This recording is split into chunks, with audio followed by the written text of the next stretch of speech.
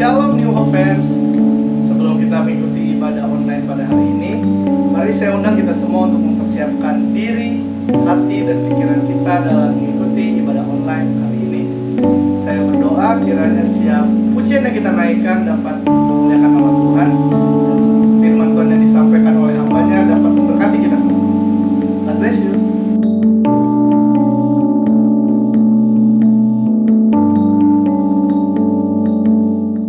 Dikasih oleh Tuhan Yesus Kristus, puji Tuhan kita bisa berjumpa kembali lewat media pelayanan online ini.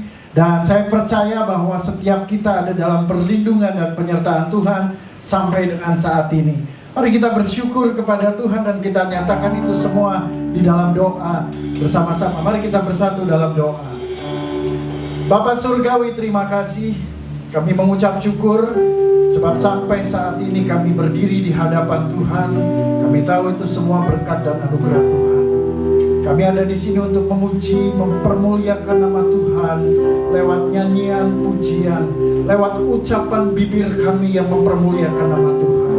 Roh Kudus, Kau urapi setiap kami yang ambil bagian dalam pelayanan ibadah ini, dan kami serahkan dari awal sampai pada akhirnya di dalam berkat nama Tuhan Yesus Kristus. Kami memulai ibadah pada saat ini dalam nama Yesus, amin.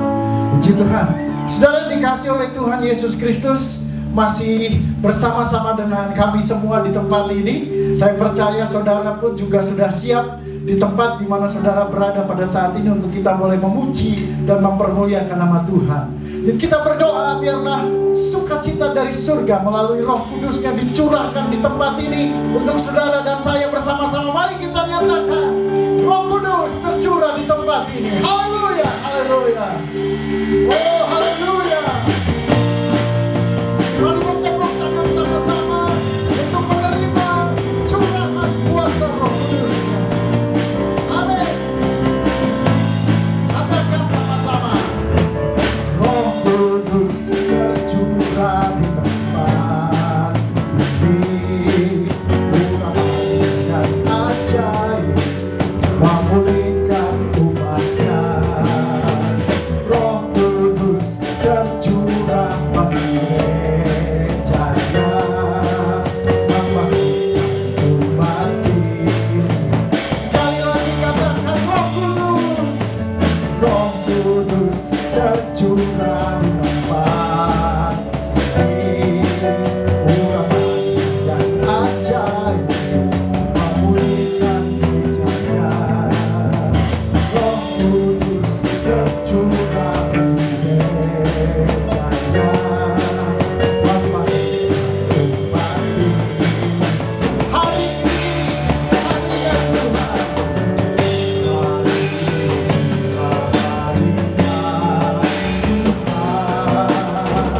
saat pembebasan kita.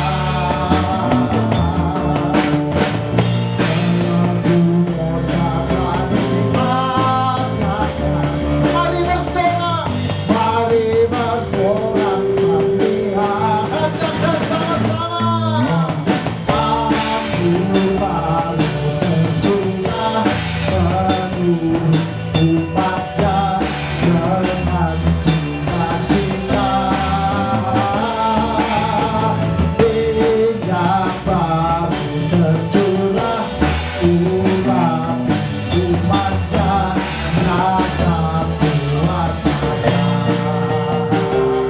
Haleluya.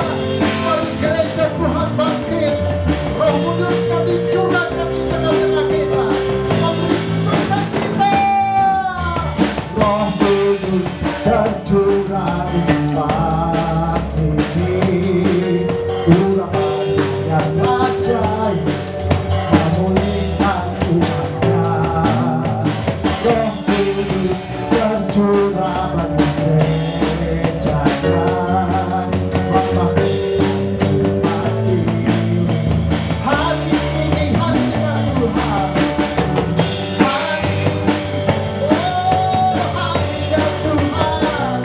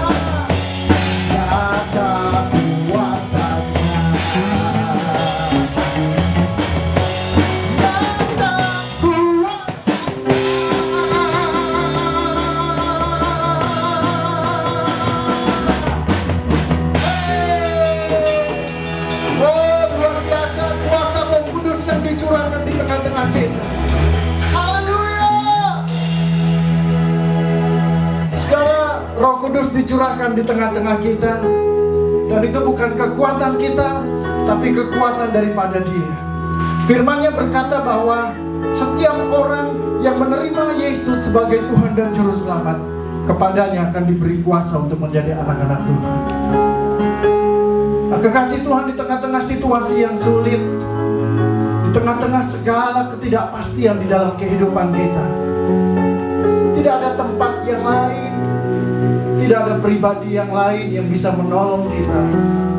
Tidak ada satupun tempat yang bisa kita andalkan kecuali di dalam Tuhan. Saat ini, mari setiap kita kembali menyerahkan kehidupan kita kepada Tuhan dan berkata, Engkaulah perisaiku. Haleluya.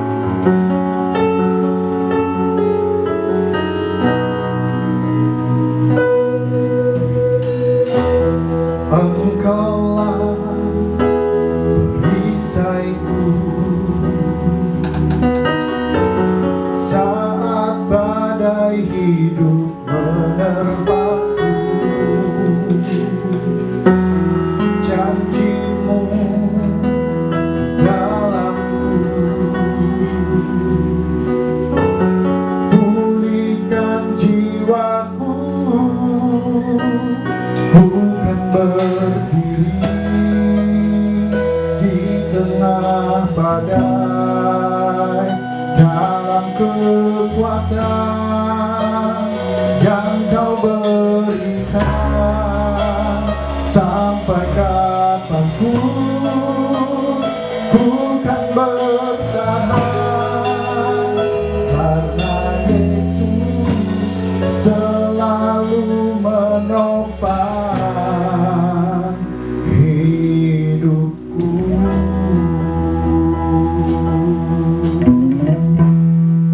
Mari dengan segenap hati katakan sama-sama, Engkaulah perisaiku saat badai hidup menerpaku. Firman-Mu dalamku, tenangkan jiwaku. Ku berdiri di tengah badai, dalam kekuatan yang Kau berikan. Sampai kapanpun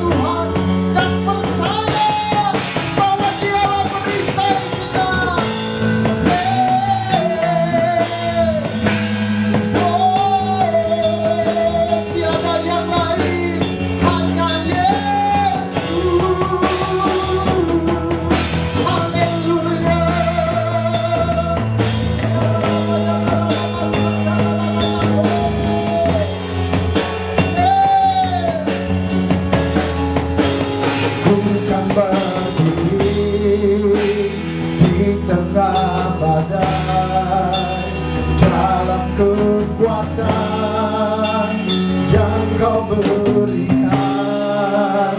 Sampai kapanpun ku kan bertahan, karena Yesus selalu menopang.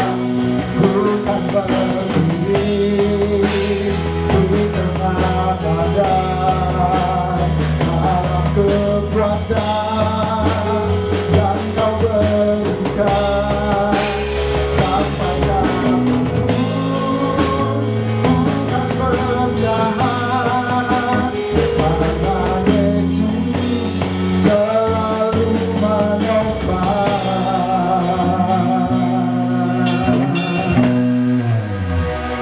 hidupku.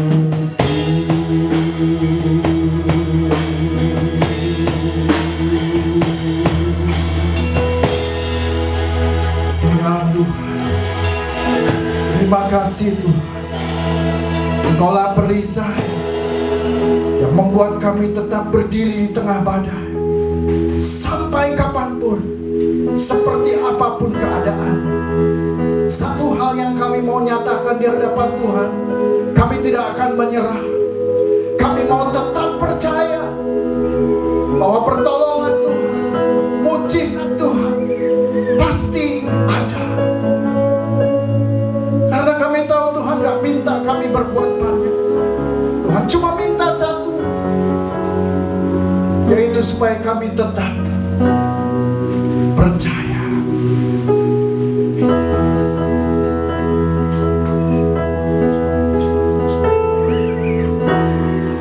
Percaya di saat ku tak mengerti. Percaya di saat ku tak melihat. Percaya, ku percaya kasih-Mu sertaku. Percaya berkat-Mu ada bagiku. Percaya tangan-Mu tak lepaskanku. Percaya, ku percaya kasih-Mu sertaku. Percaya, ku percaya firman-Mu yang terjadi. Lampaui segala pikiranku. Percaya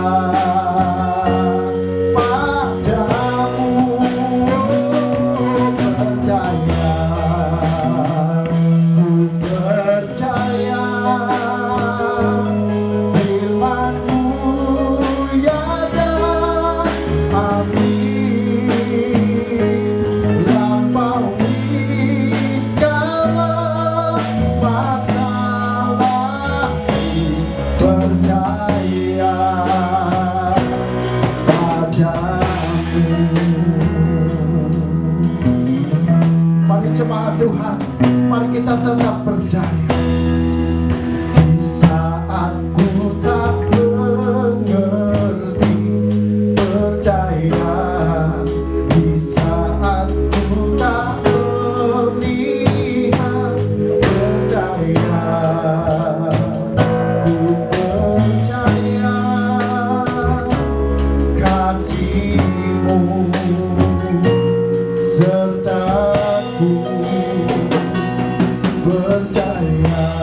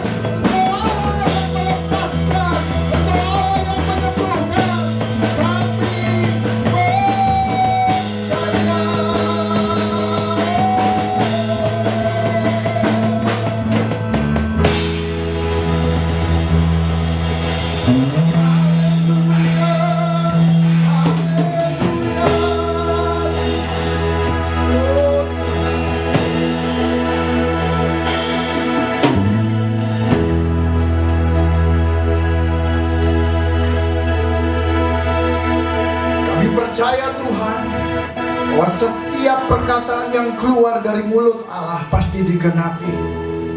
Oleh karenanya kami siap untuk menerima kebenaran-Mu, perkataan-perkataan-Mu yang Kau nyatakan buat kami saat ini adalah perkataan-perkataan yang jauh melampaui kekuatan pikiran kami. Dan kami mau percaya itu, sebab setiap perkataan-Mu mengandung janji yang untuk kehidupan kami saat ini dan kehidupan yang akan datang. Urapi setiap kami yang mendengar, urapi hamba-Mu yang menjadi perpanjangan suara-Mu bagi kami sekalian. Di dalam nama Tuhan Yesus Kristus, kami siap ditaburi dengan kebenaran firman-Mu. Haleluya. Amin. Amin. Shalom Bapak-bapak, Ibu-ibu, saudara sekalian.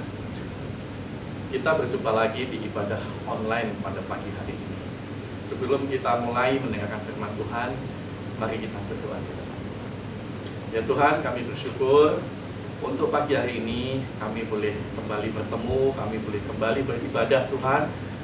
Kami yakin walaupun kami secara online, tapi kuasa-Mu akan tetap bekerja. Kau persiapkan hati-hati semua anak-anak-Mu yang mendengarkan, yang melihat acara ini Tuhan. Biarlah kasih kamu yang bekerja dan firman-Mu bertumbuh dalam hati mereka dan kemuliaan-Mu nyata dalam kehidupan mereka. Di dalam nama Tuhan kami Yesus Kristus, kami serahkan semuanya ke Tuhan. Amin.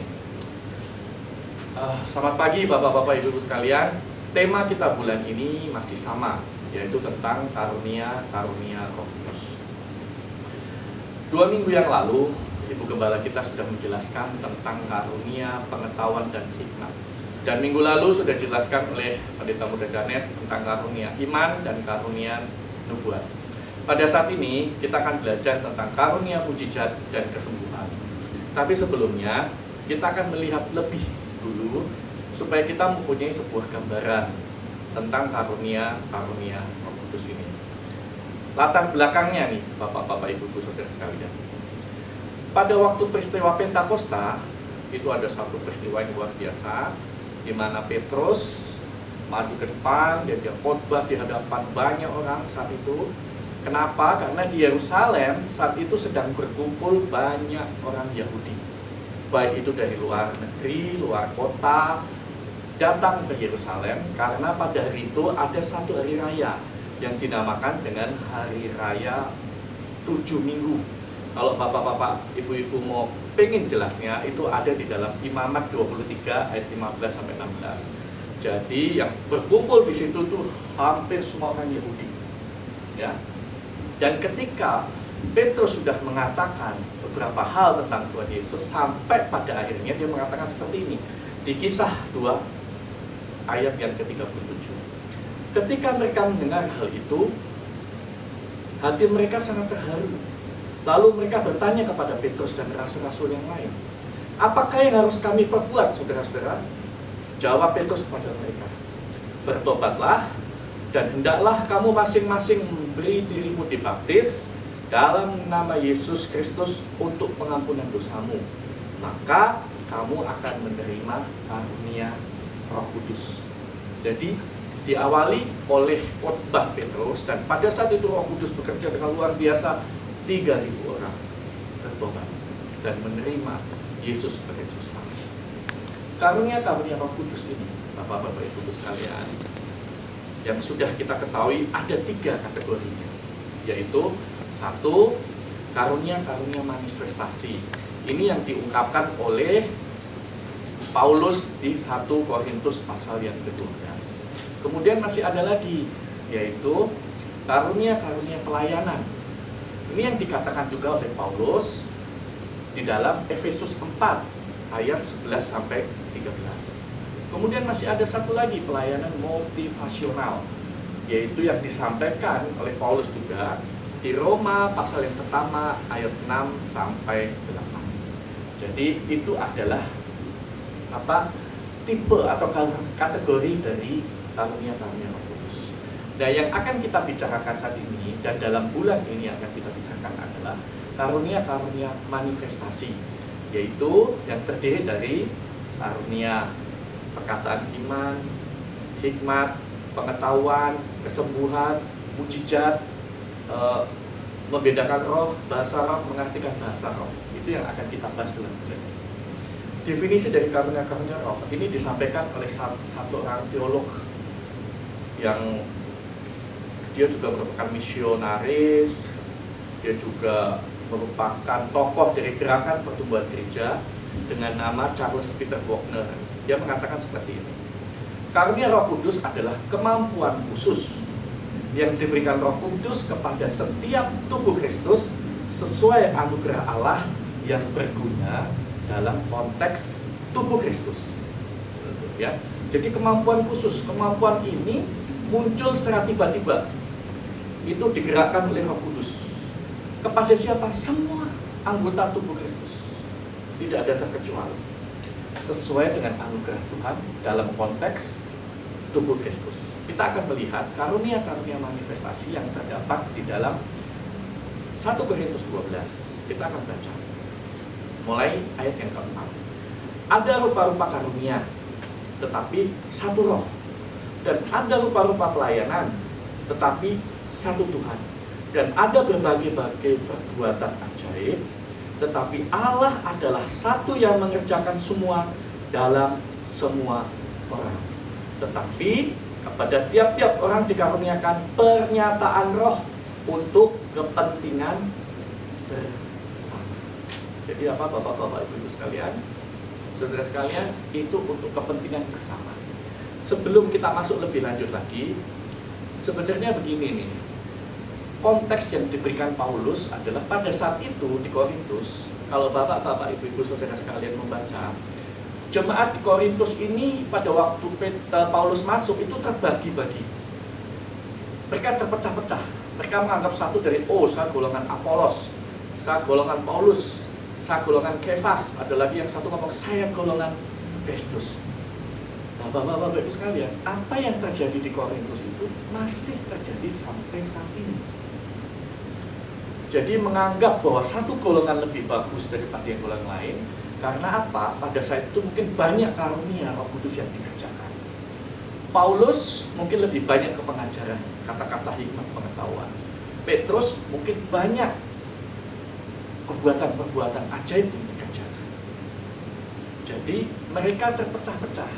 Dan tujuan dikatakan oleh Paulus bahwa pembangunan tubuh Kristus supaya mereka bersatu.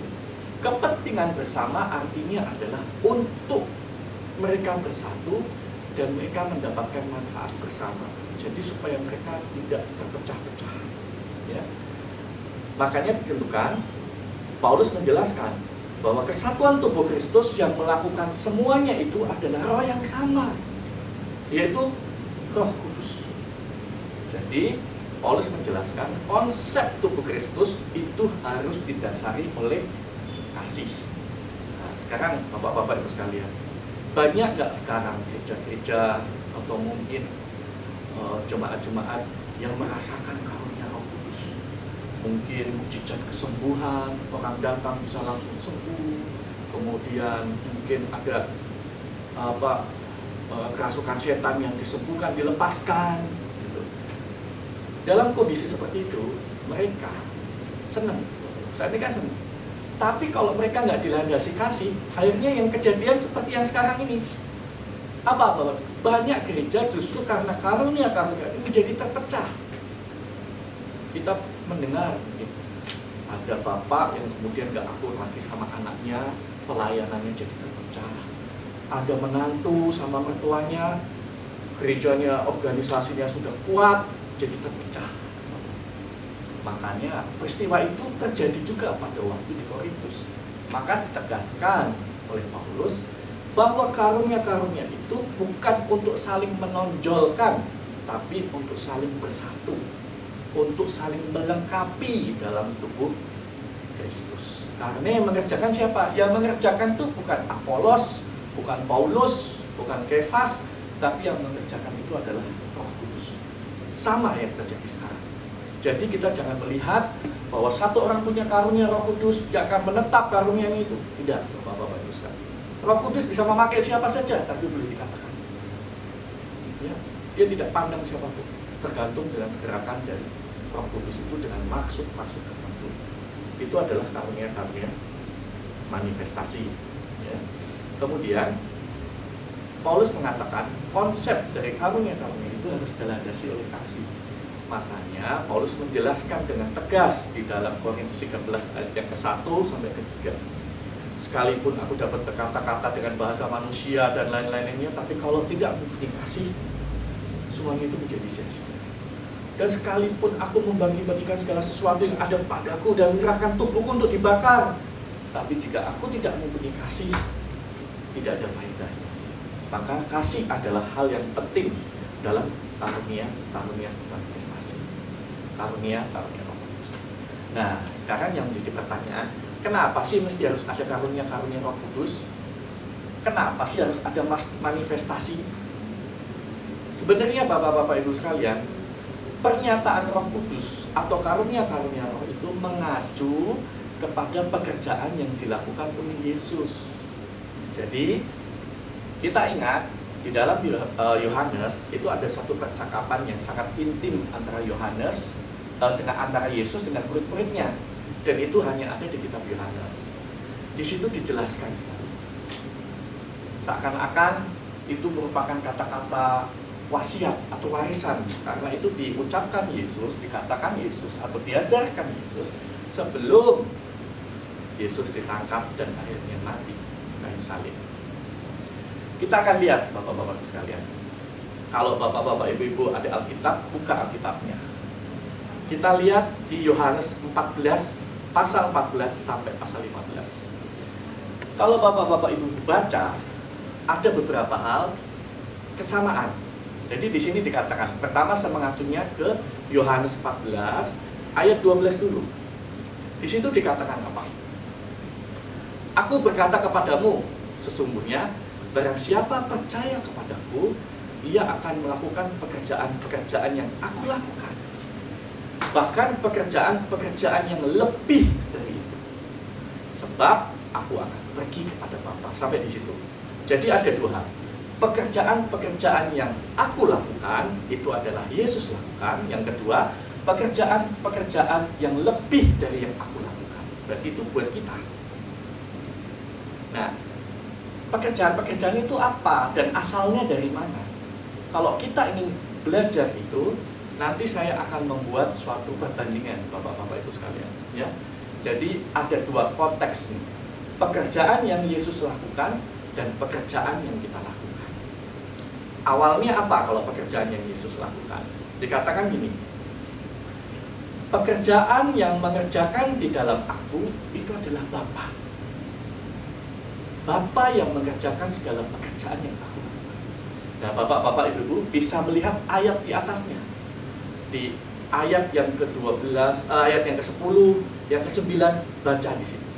Akan kelihatan bahwa semua yang dikerjakan Yesus itu adalah Bapa yang mengerjakan. Di situ pekerjaan yang dilakukan oleh Yesus adalah pekerjaan yang Bapa.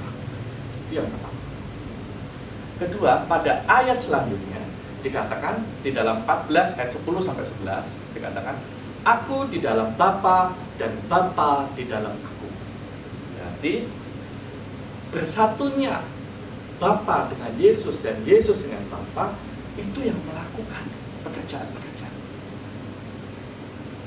Ini di satu sisi di pekerjaan yang Yesus lakukan. Kemudian dikatakan di situ di ayat yang ke-13, apa saja yang kamu minta, aku lakukan. Tuhan Yesus ngomong seperti itu. Di dalam ayat yang ke-13. Kemudian supaya Bapa dipermuliakan di dalam Anak. Poinnya di situ. Dan coba kita perbandingkan dengan pekerjaan yang kita kerjakan. Tadi yang mengerjakan siapa? Bapa yang mengerjakan di dalam Yesus. Kalau kita yang mengerjakan siapa? Roh Kudus atau Roh Penolong atau Roh Kebenaran yang menyertai. Itu ada di pasal 14 ayat 16 sampai 17. Jadi konsepnya tadi pekerjaan siapa? Di sini Bapa, di sini Roh Kudus. Kemudian aku di dalam Bapa, Bapa di dalam aku. Konteks pekerjaan kita lakukan adalah aku di dalam Bapa, kamu di dalam aku, dan aku di dalam kamu. Ini ada di dalam Yohanes 14. Dikatakan konteksnya point to point ya. di dalam Bapa, aku di dalam Bapa, Bapa di dalam aku. Kalau kita, Bapa di dalam aku itu Yesus, aku di dalam kamu, dan kamu di dalam aku. Jadi konsepnya udah sama ya. Kemudian selanjutnya, tadi kan dikatakan apa saja yang kamu minta, aku akan lakukan. Dan itu juga dikatakan. Bapak-bapak, ibu-ibu, saudara sekalian bisa melihat perbandingan. Di satu sisi, jika tinggal di dalam aku dan firmanku tinggal di dalam kamu yang dikerjakan oleh Roh Kudus itu, karena apa? Firmanku akan tinggal di dalam kamu karena pekerjaan Roh Kudus dikatakan di ayat yang ke-26 bahwa Roh Kudus itu akan mengajar dan mengingatkan apa yang dikatakan, berarti adalah firman.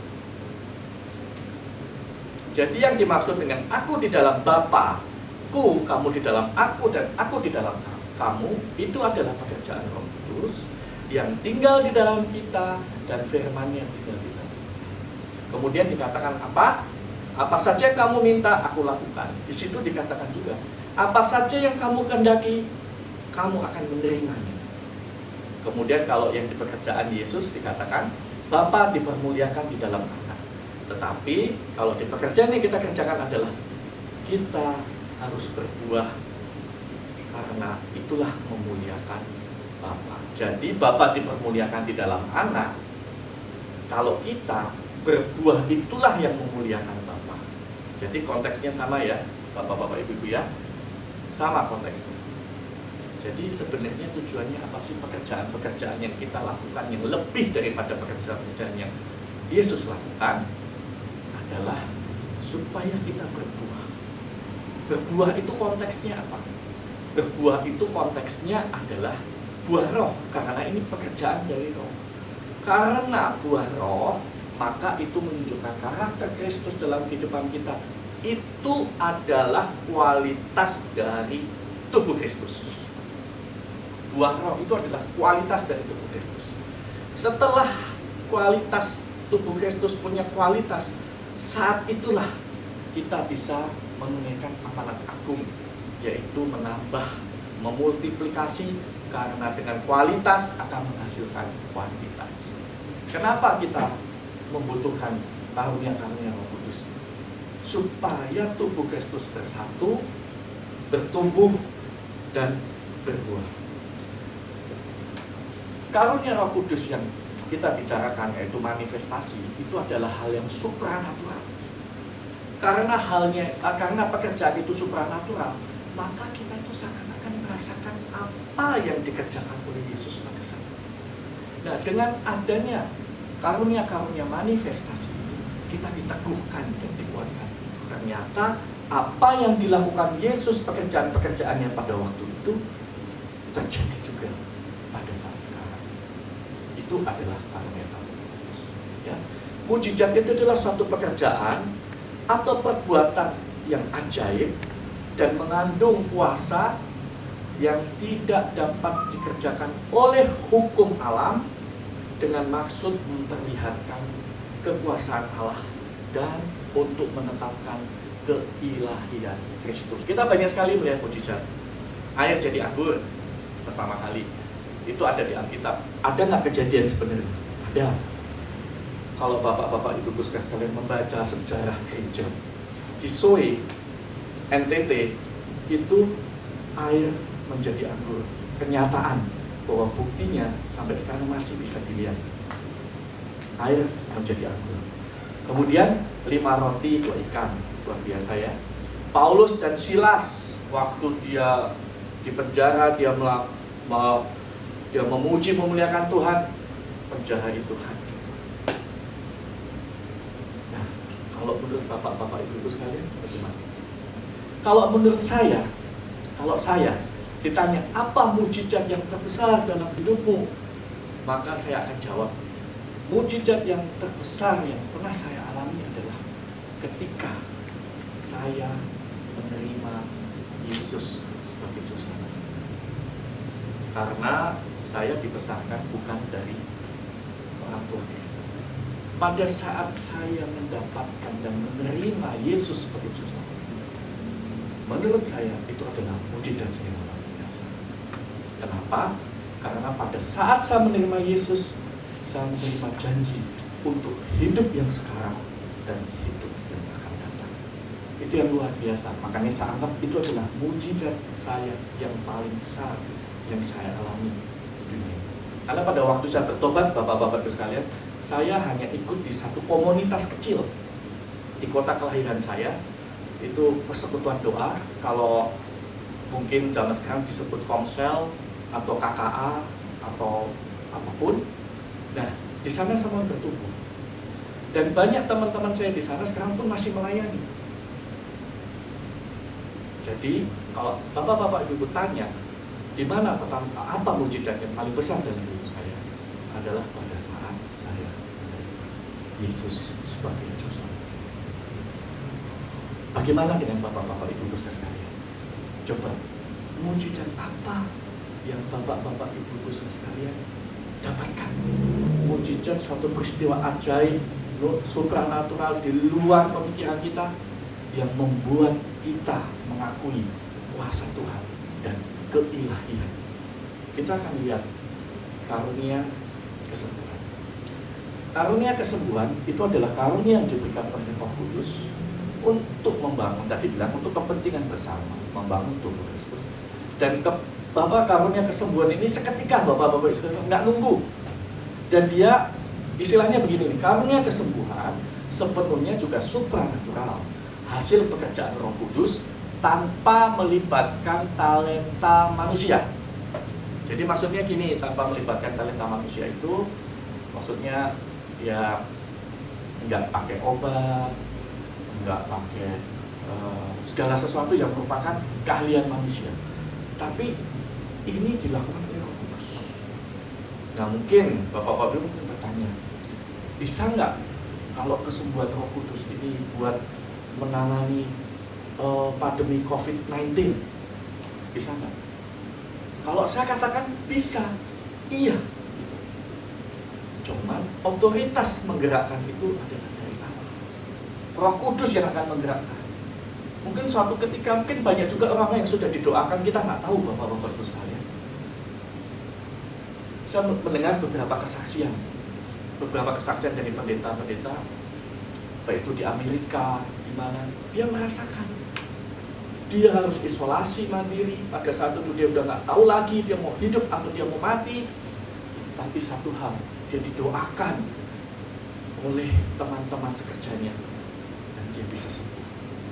Kesembuhan bisa terjadi? Bisa, tapi itu adalah hak otoritas dari Allah. Untuk apa Bapak-Bapak Ibu sekalian?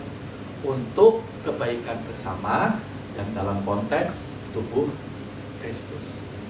Nah, saya akan kasih satu gambaran ya Bapak-Bapak sekalian, masalah penyembuhan ini. Ini sangat menarik. Ini terdapat di dalam kisah di Lukas pasal 17 ayat 11 sampai 19. Di situ dikatakan begini, dalam perjalanannya Yesus ketemu dengan 10 orang kusta. 10 orang kusta, dan mereka berteriak, "Yesus Guru, kasihanilah kami." Karena begini Bapak-Bapak Ibu sekalian, kalau orang yang kena kusta itu sebenarnya nggak boleh masuk ke kota, karena dia dianggap orang terkutuk, nggak boleh ketemu dengan dia. Makanya dia dengan jarak jauh dia mengatakan apa? Mereka tinggal berdiri agak jauh dan berteriak, "Yesus Guru, kasihanilah kami." Apa yang dikatakan oleh Yesus? Perlihatkanlah kepada imam. Kenapa Yesus mengatakan perlihatkanlah kepada imam? Karena pada saat itu yang bisa menyatakan seseorang sembuh dari kusta itu hanya imam. Dan itu dikatakan di dalam kitab Imamat. Kusta itu ada beberapa kali tahapannya, berapa minggu jarak waktunya, dicek lagi, dites. Nah, hanya imam yang bisa menentukan ini tahir sembuh atau enggak.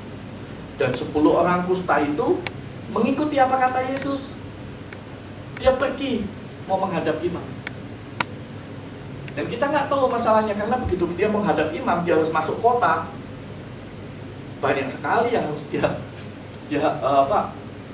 mesti dia lakukan. Dia harus menghindar. Soalnya sewaktu-waktu dia bisa dilempar batu, karena kusta nggak boleh masuk dalam kota. Dan apa yang terjadi dalam perjalanan? Sembuh. luar biasa. Itu karunia mereka disembuhkan. Mereka sembuh semua. Tapi yang menjadi beda adalah cuman satu orang. Lalu Yesus berkata, bukankah ke-10 orang tadi semuanya menjadi tahir? Di manakah yang 9 itu? Bapak-bapak, ibu-ibu, saudara sekalian, kadang-kadang kita seperti itu. Pada saat kita minta kesembuhan, begitu udah sembuh, kita melupakan Tuhan. Jadi kesembuhan itu buat apa? Kesembuhan itu buat pribadi kita dan buat kita pakai, buat seenak-enaknya kita. Kita lupa untuk bersyukur. Karunia Roh Kudus gunanya untuk apa? Kepentingan bersama dan tubuh Kristus. Itu yang saudara-saudara mesti penting dan lihat.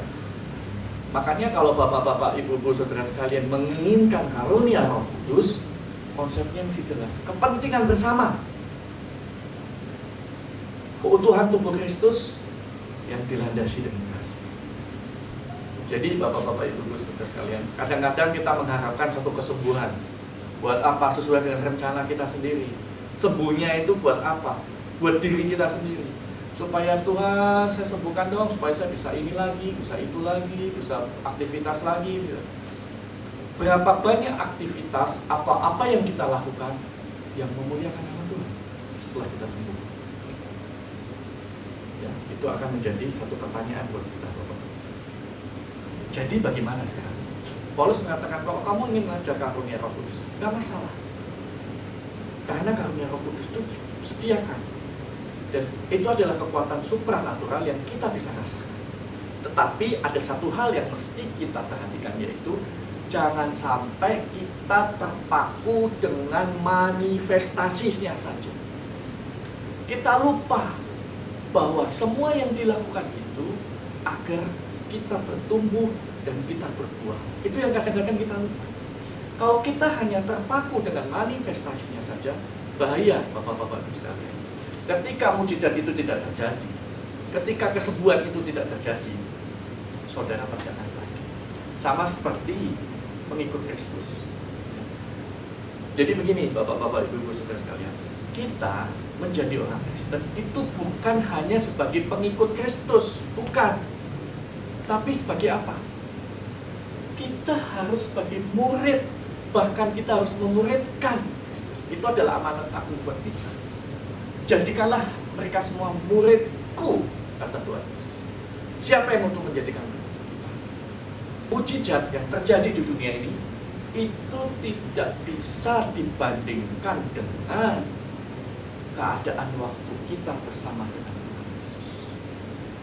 Seperti yang dikatakan di dalam Yohanes 14 di awal-awal, di rumah Bapakku banyak tempat dan aku menyediakan tempat. Supaya apa? Supaya di mana aku tinggal, kamu berada. Aku berada, kamu berada. Yesus berada, kita berada. Itu janji yang sungguh luar biasa. Itu jauh dari semua mujizat yang ada di dunia ini. Kesembuhan pun yang kita bisa alami, ya, tapi kesembuhan itu belum sempurna. Karena kita nggak bakalan hidup selamanya di dunia ini. Tapi untuk hidup yang kekal, ya Tuhan janjikan. Maka bapak-bapak sekalian, apakah manifestasi karunia Roh Kudus ini kita butuhkan? Ya, kita butuhkan. Karena itu akan mengkonfirmasi semua pekerjaan yang Tuhan lakukan di dalam Alkitab. Kita juga bisa mengerjakan. Kita juga bisa merasakan. Jadi Tuhan Yesus itu nggak bohong. Apa yang dia lakukan benar dan itu berguna. Tetapi bukan itu tujuan. Tujuan kita sebenarnya, bapak-bapak ibu sekalian, adalah ketika Yesus berada, kita berada. Itu hal yang sangat luar biasa. Ya. Karena kenapa? Kalau kita terpaku dengan manifestasi, banyak yang bisa membuat manifestasi. Nabi-nabi palsu itu yang nanti akan datang itu akan luar biasa. Manifestasinya dia itu lebih spektakuler dan lebih sensasional. Luar biasa. Sekali dia melakukan, semua akan terkagum-kagum. Kita baca Matius 24 ayat 24. Sebab Mesias-Mesias palsu dan nabi-nabi palsu akan muncul, dan mereka akan mengadakan tanda-tanda yang dahsyat dan mujizat-mujizat, sehingga sekiranya mungkin mereka menyesatkan orang pilihan juga. Kalau kita sebagai orang yang terpilih dan kita terpaku dengan manifestasi mujizat, perbuatan-perbuatan ajaib, hati-hati. Ya, saya tegaskan, kita butuh, ya, tetapi kita mempunyai janji yang lebih. Dikatakan di dalam Matius 7 ayat 18 sampai 23. Yang paling membedakan antara karunia-karunia Roh Kudus yang dikerjakan benar-benar oleh Roh Kudus dan yang bukan. Kita baca. Dia mengatakan begitu. Dan setiap pohon yang tidak menghasilkan buah yang baik pasti ditebang dan dibuang ke dalam api. Tadi dikatakan sebagai tubuh Kristus kita harus bertumbuh dan kita mesti berbuah. Kalau enggak, tebang, buang ke api. Jadi dari buahnya lah kamu akan mengenal mereka. Bukan setiap orang yang berkata kepadaku, Tuhan, Tuhan, akan masuk kerajaan surga, melainkan dia yang melakukan kehendak Bapakku yang di surga. Pada hari terakhir, banyak orang akan berseru kepadaku, Tuhan, Tuhan, bukankah kami bernubuat demi namamu? Jadi mereka bisa bernubuat nggak? Bisa. Mengusir setan demi namamu, bisa nggak mereka mengusir setan? Bisa. Dan mengatakan banyak mujizat demi namamu juga. Tetapi apa? Pada waktu itulah aku akan berterus terang kepada mereka, berkata, aku tidak pernah mengenal kamu. Enyahlah daripadaku, kamu sekalian pembuat kejahatan. Artinya apa? Karena dia tidak menghasilkan buah. Jadi Bapak-bapak, Ibu, saudara sekalian, saat ini yang harus menjadi perhatian, karunia-karunia Roh Kudus digunakan untuk membangun tubuh Kristus supaya bertumbuh dan supaya kita berbuah. Itu yang penting. Karakter Kristus ada di dalam kita. Jadi Bapak-bapak sekalian, apa yang Bapak-bapak Ibu alami sekarang? Ya. Apakah Bapak-bapak Ibu belum mengalami mujizat, belum mengalami kesembuhan? Jangan kecil hati. Yang saya tegaskan sekali lagi, Bapak-bapak, karunia Roh Kudus dicurahkan supaya kita membangun tubuh Kristus untuk berbuah karena karakter kita dan berbuah karena kita memenangkan banyak jiwa untuk menjadi murid Tuhan Yesus. Karena itu adalah amanat aku. Kesimpulannya, Bapak-bapak sekalian, karunia Roh Kudus itu adalah anugerah khusus. Buat apa tadi? Kepentingan bersama. Untuk membangun dan memuliakan Allah dengan berbuah, untuk menjadi saksi kebenaran Allah, dan untuk melakukan apa-apa. Puji Tuhan. Kita akan berdoa saat ini, dan biarlah hati kita terbuka. Jadikanlah hidup kita untuk menjadi bagian dari tubuh Kristus yang berbuah, yang bisa bertumbuh dan berbuah untuk kemuliaan nama Tuhan. Baik, Tuhan Yesus, terima kasih Tuhan. Kami bersyukur untuk pagi hari ini, dan biarlah Roh Kudus bicaralah lebih dalam lagi ya Tuhan, supaya jemaat-Mu boleh merasakan, jemaat-Mu boleh terus bertumbuh dan mereka berbuah karena ada pesan amanat agung dan mulia. Sehingga kami menerima semua janji-janji-Mu Tuhan untuk janji hidup kekal bersama. Terima kasih Tuhan Yesus. Kami serahkan semuanya ke dalam tangan-Mu. Bekerjalah lebih lagi dalam kehidupan kami. Di dalam nama Tuhan kami Yesus Kristus kami serahkan semua. Amin. Puji Tuhan, kita sudah diberkati dengan kebenaran firman Tuhan. Dan baiklah, kita akan mempersiapkan diri untuk memberikan persembahan. Mari kita akan bersatu dalam doa. Bapak Surgawi, terima kasih kami sudah diberkati dengan kebenaran firman-Mu, dan tiba saatnya buat kami untuk memberikan persembahan kami sebagai ungkapan rasa syukur atas segala berkat yang Tuhan yang telah terlebih dahulu Tuhan berikan dalam kehidupan kami. Berkati anak-anak-Mu yang memberikan persembahan. Di dalam nama Yesus kami berdoa mengucap syukur untuk memberikan persembahan ini. Amin. Haleluya. Orang benar dan bertunas.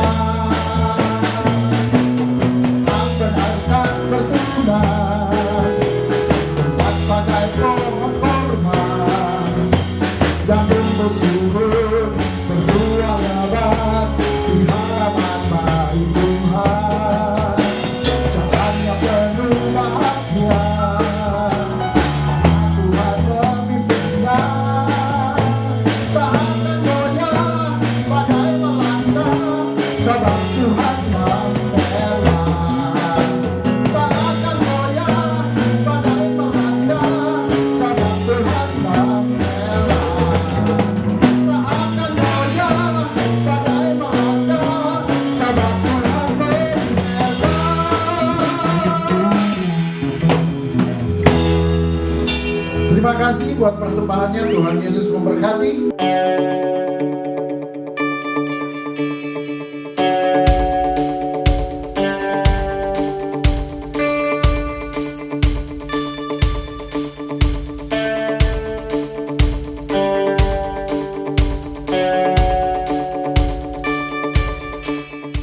Dan sekali lagi kita akan berdoa untuk mengakhiri ibadah kita pada saat ini. Mari saudara-saudara kita berdoa bersama-sama. Tuhan Allah Bapa kami yang bertahta di dalam kerajaan surga, terima kasih dalam seluruh rangkaian ibadah hari ini. Kami bersyukur karena Engkau Roh Kudus yang telah menyertai, memberkati dan mengurapi kami sekaliannya. Kami menyerahkan kehidupan kami sepenuhnya dalam tangan Tuhan. Yang kami tahu bahwa rancangan Tuhan bagi kami, hari depan kami adalah yang terbaik. Tanpa pernah peduli apapun yang saat ini kami hadapi, mungkin situasi yang tidak enak, tidak nyaman, tapi kami tahu di depan sana Tuhan sudah sediakan berkat buat kami. Kami berdoa buat bangsa kami Indonesia. Tuhan mari pulihkanlah, Tuhan lepaskanlah dari segala situasi sulit gara-gara pandemi corona ini. Berkati juga secara khusus kota Jakarta, kota tempat di mana kami hidup, kami berada saat ini. Kami berdoa supaya semakin banyak gereja Tuhan yang berdiri untuk bersyafaat bagi kota ini, dan kota ini akan dipulihkan dan diselamatkan oleh Tuhan. Karena kami tahu tugas tanggung jawab kami untuk memberitakan Injil Kerajaan-Mu masih terbuka luas. Terima kasih Bapak. Kami berkati para pemimpin bangsa ini, para pemimpin kota ini. Berkati juga gembala sidang kami. Berkati seluruh jemaat-Mu yang saat ini menyaksikan tayangan ini dimanapun mereka ada. Kasih Tuhan memberkati mereka. Terima kasih Bapak. Kami kembalikan segala hormat, pujian, kemuliaan bagi Bapak di dalam nama Tuhan Yesus Kristus. Sidang jemaat yang dikasihi Tuhan, mari kita akan menerima berkat daripada hamba-Nya.